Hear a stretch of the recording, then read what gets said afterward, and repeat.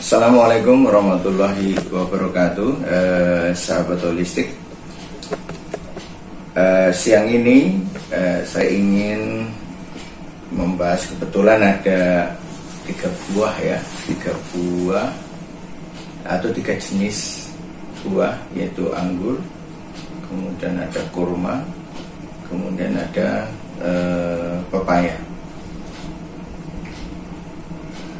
Sebenarnya kalau kita mau membahas misalnya anggur, maka kita harus membahas nggak cuma satu anggur. Ada berapa jenis anggur, ada yang hijau, ada yang juga seperti ini, ada yang ungu, kemudian ada yang hitam, kemudian teksturnya ada yang manis asam, kemudian ada yang manis tanpa asam, terus kemudian sifat kerenyahnya, genjahnya itu juga berbeda. Itu nanti sifat dan karakternya juga berbeda. Itu. Tapi kita hari ini kita bahas yang ada saja. Itu. Yang pertama, kalau ini pepaya California kalau nggak salah. Ini pepaya ini sifatnya nanti kalau sama-sama buah, ini lebih kering, lembab kering. Kalau ini berair dengan kadar airnya lebih dominan. Nah kalau ini kayak bergetah. Kemudian lembabnya itu kalau coba aja ini di jus sama ini di jus, ini lebih lebih kayak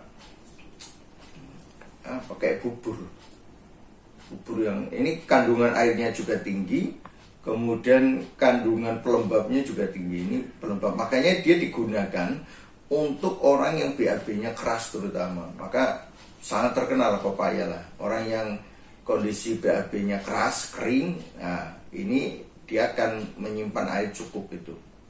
Nah, ini larinya di lambung, usus besar, di liver ini. Ini pepaya. Nanti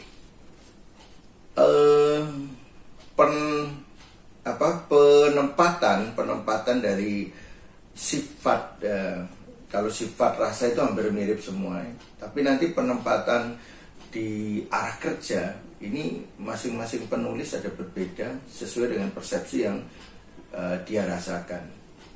Tapi nanti cara kerjanya nggak jauh-jauh amat itu.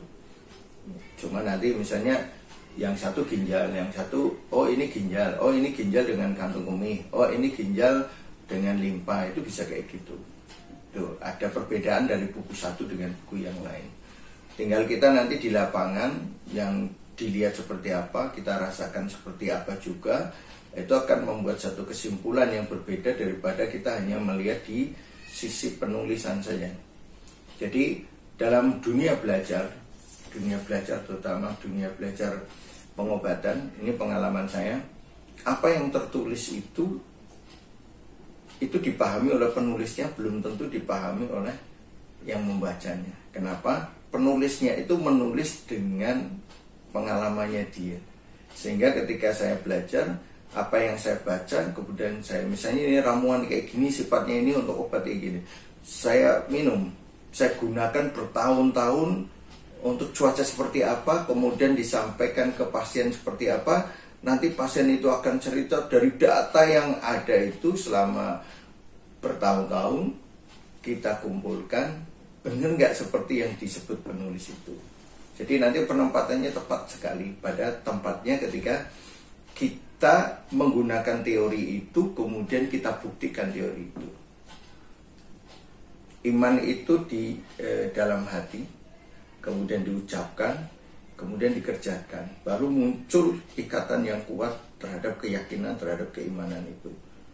Ilmu sama, ilmu itu kita baca, kita yakini dalam hati, kemudian kita sampaikan dalam pengajaran, sampaikan kepada orang. Ketika terbukti di lapangan seperti yang tertulis, keyakinan kita semakin kuat. Ketika yang terbukti tidak seperti yang tertulis, apakah ada perbedaan persepsi atau ada sesuatu yang sebenarnya belum tersambung, tapi sebenarnya nyambung, tapi belum tersambungkan saat itu.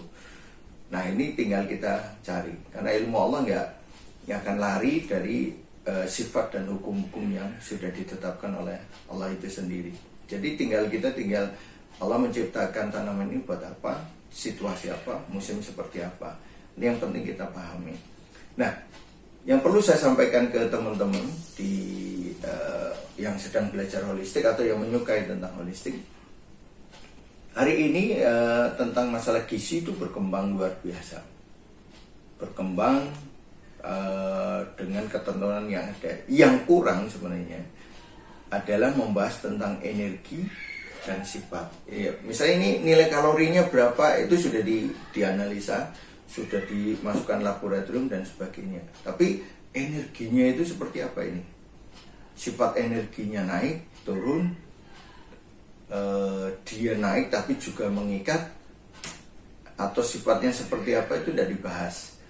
Nah ini maka saya mengambil sisi yang tidak dibahas untuk seperti itu, dan apa yang kita sampaikan tentang sifat dan karakter itu pasti terikat kepada hasil penelitian yang ada tentang ini, nilai kalorinya. Jadi cara membacanya agak berbeda. Misalnya nilai kalorinya sekian, energinya seperti ini, oh berarti cara kerjanya begini dalam tubuh. Dan kemudian kita lihat prosesnya di dalam tubuh, kemudian kita buktikan di lapangan. Jadi itu hanya menimbulkan satu keyakinan yang penuh ketika ini dikerjakan bertahun-tahun. Maka kenapa pada orang yang defisiensi energi, saya cenderung kalau terutama lihat lidahnya pucat, apalagi banyak dahaknya, ini buah saya larang. Itu kenapa? Kalau buah ini kandungan airnya tinggi, ketika kandungan air tinggi dia akan melemahkan limpa. Ketika limpa lemah, dahak itu akan terbentuk lebih banyak lagi. Itu kalau nggak percaya boleh dibuktikan, boleh dilihat lah. Wah ada dahaknya, kasih buah, itu mesti dahaknya tambah banyak. Warna dahaknya yang tadinya putih sedikit jadi putih lebih banyak. Apalagi kasih ini misalnya orang sesak napas, asma, dengan dahaknya banyak, kasih aja pepaya, itu bengeknya langsung kambuh. Terutama ngasihnya sore, nanti malam dia kambuh sampai pagi. Itu. Nah ini sama, kalau ini ada HNP, lidahnya pucat, HNP, kasih aja buah anggur, nanti nggak bisa jalan, jalannya berat, terus pinggang ya, di lumbar 45 itu tambah sakit. Itu kenapa? Ototnya jadi lemah. Jadi otot lemah itu tidak bisa menyangga tulang, itu jadi kayak gini. Yang harusnya merenggang kayak gini, ini jadi kayak gini, benturan. Karena benturan, dia lemah benturan, karena nggak tersangga, maka ini bisa bergeser. Nah ini bisa bergeser, itu seperti itu. Nah ini, jadi itu yang sedikit yang bisa saya sampaikan. Mudah-mudahan teman-teman holistik bisa sedikit memahami, atau yang suka dengan holistik itu bisa sedikit memahami. Nanti kapan waktu kita bahas antara anggur satu dengan anggur yang lain, terus perbedaannya di mana, pepaya satu dengan pepaya yang lain, itu perbedaan di mana. Kemudian pepaya yang masih muda, pepaya yang mangkal, pepaya yang sudah matang, itu perbedaannya di mana, energinya berbeda di mana, perubahannya. Soalnya lain kali, karena banyak yang akan kita bahas, tidak ada habisnya kalau kita membahas tentang apa yang Allah ciptakan dan bagaimana fungsinya untuk manusia. Karena apa yang Allah ciptakan di dunia ini itu kebutuhan manusia, jadi berfungsi untuk manusia dalam kondisi apa, situasi apa, dan kondisi seperti berapa lama penggunaannya. Insya Allah itu. Assalamualaikum warahmatullahi wabarakatuh.